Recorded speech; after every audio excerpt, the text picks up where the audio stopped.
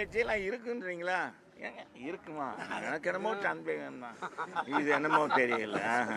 இது ஊழலை ஒழிக்கிறேன்னு சொல்கிற அது வேற. பக்கத்தில் யார் ஆதவ அர்ச்சனா வச்சுருக்காரு. அவர் என்ன பெரிய யோக்கியமானவனா?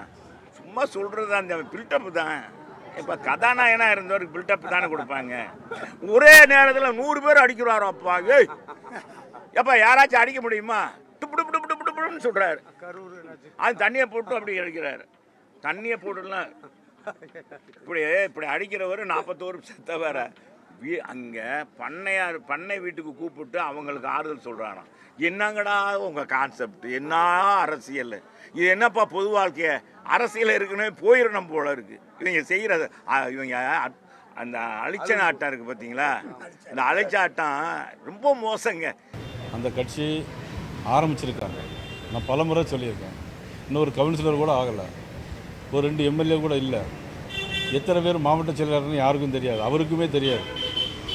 எத்தனை பேர் மாவட்ட செயலாளர் இருக்காங்கன்னு அவருக்கு தெரியாது. சரியா? அழுத்தம் கொடுக்க வேண்டிய அவசியம் கிடையாது. அது அவர் எதை நினச்சி அழுத்தம்னு சொல்கிறான்னு தெரியல. இங்கே ஊழல் கிடையாது, இது தீய சக்தி கிடையாது, அதனால் அவர் சொல்லலை. நான் விஜய் ஒரு ஜீரோ மாதிரி, இப்போ ஜீரோன்னு சொல்லலை. விஜய் ஒரு ஜீரோ மாதிரி. ஜீரோ தனியாக இருந்தால் வேல்யூ கிடையாது. ஆனால் அதே ஜீரோ இன்னொருத்தவங்க கூட சேர்ந்தா வேல்யூ.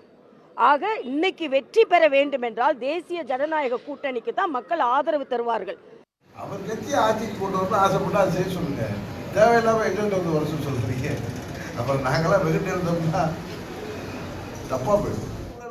ஊழலை ஒழிப்போங்கிறீங்களா? நீங்கள் உங்கள் படத்தை பிளாக் டிக்கெட்டை விற்று தானே அந்த ஊழலே உங்களால் ஒழிக்க முடியல. 100 ரூபா 150 ரூபா டிக்கெட் 1000 2000 ரூபாய்க்கு விற்கிறானா? அதை கூட உங்களால் ஒழிக்க முடியல. நீங்கள் என்ன நாட்டு ஊழல் முதல்ல வெளியில் வாங்க சார்.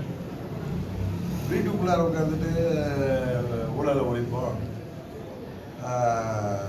எங்கள் கொள்கை எதிரி உடலங்காதிரின்னு பேசிட்டு இருக்காரு.